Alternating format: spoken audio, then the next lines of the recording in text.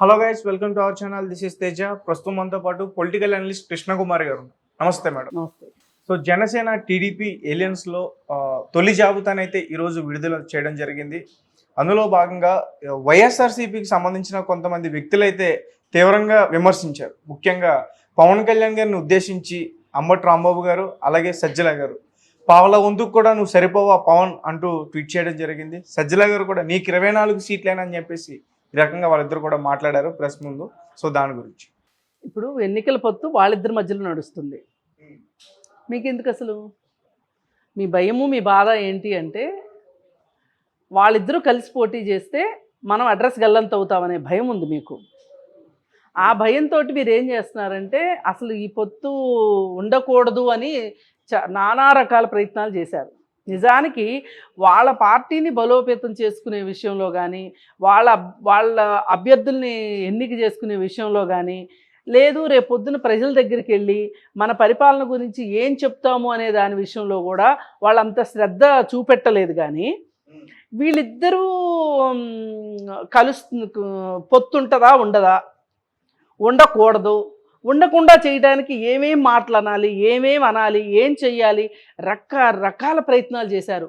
అసలు వాళ్ళు నిజంగా గురువింద గింజల్లాగా వాళ్ళ సంగతి ఏంటో వాళ్ళు చూసుకోకుండా అసలు వీళ్ళిద్దరి సంగతి చూసే పరిస్థితి ఏంటో నాకు నాకు ఇప్పటికీ ఈ విషయంలో మటుకు అసలు ఈ పద్ధతి ఏంటో ఈ రాజకీయాల్లో నాకు తెలియట్లే. అసలు ఇదివరకు ఇలా పక్క పార్టీల గురించి మాట్లాడుకునే వాళ్ళు కాదు, పక్క పార్టీ అంతరంగిక విషయాల గురించి మాట్లాడడం ఉండేది కాదు. ప్రజలకి మీరు ఏం చేశారు, ఏం చేయలేదు,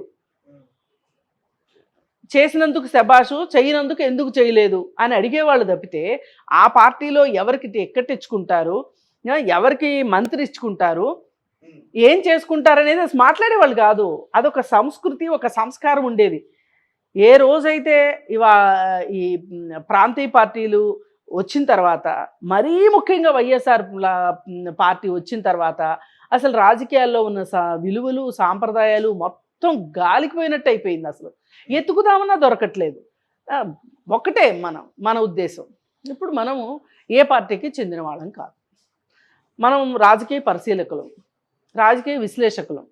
మనం మాట్లాడతాం ఆ పార్టీలో సామాజిక న్యాయం ఏది, ఆ పార్టీలో ఉన్నవాడు ఇలా చేస్తున్నాడేంటి, అలా చేస్తున్నాడేంటి, ఇట్లా చేస్తే ఎట్లా అని మాట్లాడతాం.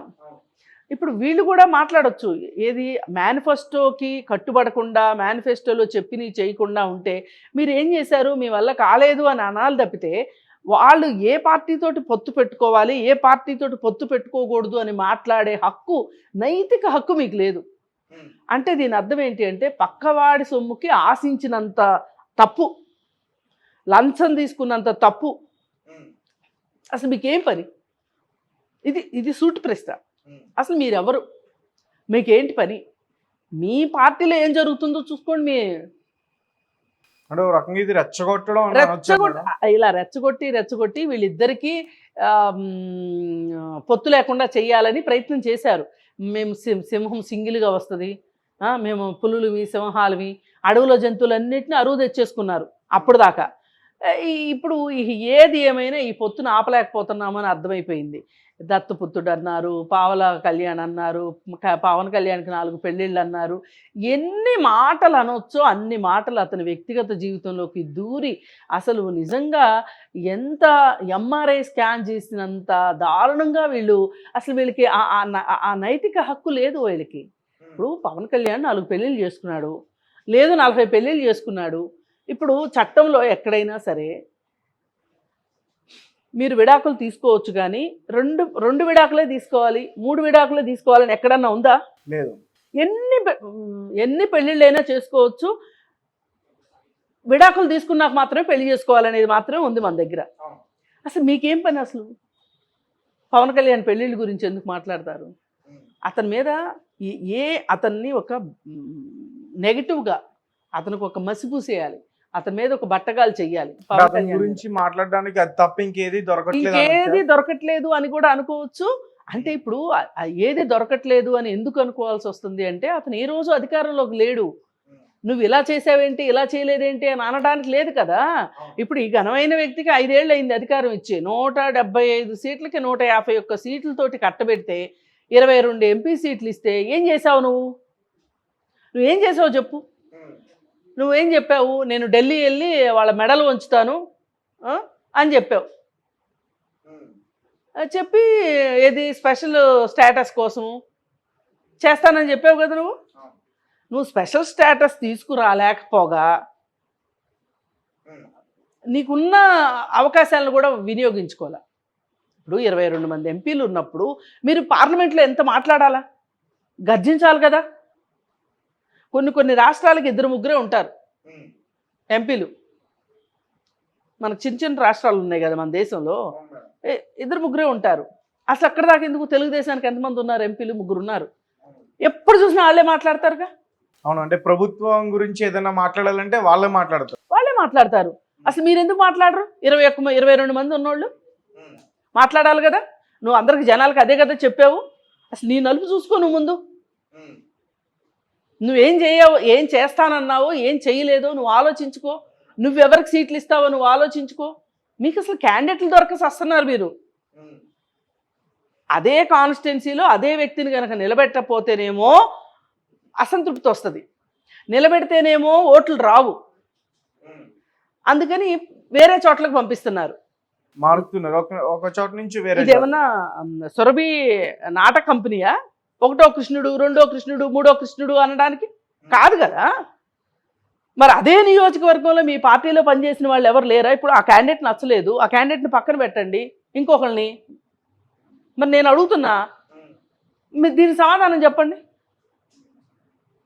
ఇప్పుడు మీకు హక్కు లేదన్నారు అనుకోండి, మరి మీకు హక్కు ఉందా? తెలుగుదేశంను పవన్ కళ్యాణ్ పొత్తు గురించి మాట్లాడే హక్కు మీకుందా? మరి మీరెవరు ఎందుకు మాట్లాడుతున్నారు? ఇంకా నేను అసలు ఏ పార్టీ కాందాన్ని నేను మాట్లాడే హక్కు నాకుంది. అసలు నువ్వు 2వ పార్టీ వాడు ఆ పార్టీ గురించి నువ్వు ఎందుకు మాట్లాడతా? పైగా నువ్వు ప్రతిపక్షం గురించి మాట్లాడే హక్కు నీకు లేదు. అధికార పక్షంలో మూసు కూర్చోవాలి, నేను ఏం పనులు చేశాను, ఏం పనులు చేయలేదు అనేది. నువ్వేం చేసావు చెప్పు. పోనీ రేపు వచ్చి నువ్వు చెప్పు. అయ్యి వదిలేసి చంద్రబాబు నాయుడు తిడితే ఏమొస్తుందండి? నీకు 5 ఏళ్ళు ఇచ్చారు. ఇక్కడ చంద్రబాబు నాయుడు గారిని కాదు మేడం, పవన్ కళ్యాణ్ గారిని. కాదు, చంద్రబాబు నాయుడిని అన్నా, పవన్ కళ్యాణ్ అన్నా, ఎవరినన్నా వాళ్ళు ఇప్పుడు అధికారంలో లేరు. వాళ్ళ గురించి ఎట్లా మాట్లాడతావు? అధికారంలో ఉన్నోళ్ళు కదా చేసేది, వాళ్ళకి కదా ఉంటుంది. మరి నువ్వు అధికారంలో ఉన్నప్పుడు నువ్వు చేయలేదు, నువ్వు దానికి సమాధానం చెప్పట్లేదు.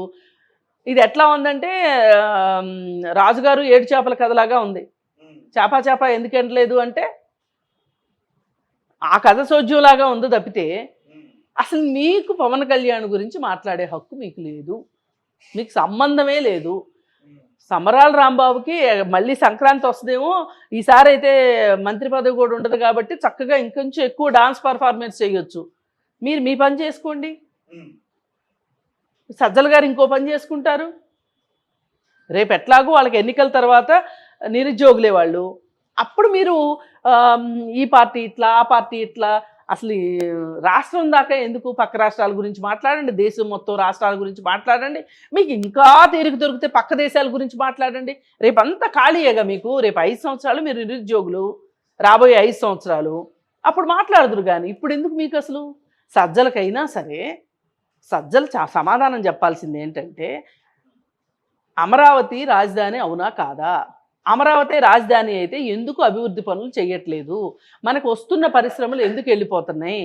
పక్క రాష్ట్రం మంత్రి కేటీఆర్, మాజీ మంత్రి, మా ఒక్కళ్ళ దగ్గరికే ఎందుకండి పరిశ్రమలు తీసుకుని వస్తారు? మాకు సరిపడా ఉన్నాయి, మాకు పూర్తి స్థాయిలో మాకు అవసరం లేదు, ఇంకా మాకు మొత్తం వచ్చేసాయి, పాపం ఆ పక్క రాష్ట్రానికి కూడా ఒక 2 ఇవ్వండి అన్నప్పుడు ఏమిట్రా నువ్వు మాట్లాడేది? నువ్వు మా మీద జైదలుస్తావా అని మాట్లాడాలి. అది మాట్లాడాల్సిన మాట. అంటే అమర్నాథ్ వేరే దేశం వెళ్ళాలి మీటింగ్కి అంటే అక్కడ చలిగా ఉంది వెళ్ళలేను అంటే చలేంట్రా అని చెప్పి మీ పార్టీ వాడేగా ఆడికి స్వెటర్ కొని పంపించాల్సింది. కోడిగుడ్డు మంత్రి అని అందరు ఎక్కిరిస్తున్నారు కదా. ఏంట్రా నిన్ను అందరు ఇట్లా కోడిగుడ్డు మంత్రి అంటున్నారు, నీకేమో మేము ఐటీ మినిస్టర్ ఇస్తే పరువు తీస్తున్నావు, ప్రభుత్వం పరువు తీస్తున్నావు అని వాడికి లెఫ్ట్ అండ్ రైట్ పీకాల్సింది కూర్చోబెట్టి. అవన్నీ వదిలేసేసి మీరు పోలవరం స్టేటస్ ఏంటో చెప్పండి. అది ఇది కాదనుకుంటే వైజాగ్ స్టీల్ ప్లాంట్ గురించి ఎందుకు తీర్మానం చేయలేదో చెప్పండి అసెంబ్లీలో. ఇవన్నీ వదిలేసి వీటన్నిటికీ సమాధానాలు అడుగుతున్నా నేను. వీటన్నిటికీ మీరు ఇప్పుడు సమాధానాలు చెప్పండి. ఆ తర్వాత సమయం దొరికితే మీకు ఇంకా తీరుకుంటే వాళ్ళ పొత్తుల గురించి మాట్లాడదాం. ఈ దేశంలో ఎవరైనా ఎవరితోనైనా పొత్తు పెట్టుకోవచ్చు. ఒక్క బీజేపీ పార్టీతోటి వామపక్షాలు మాత్రమే పొత్తు పెట్టుకోవు. అవును. అన్ని పార్టీలతోనూ పొత్తు పెట్టుకుంటాయి. నిన్న మొన్నటి దాకా నితీష్ కుమార్ ఏమన్నాడు?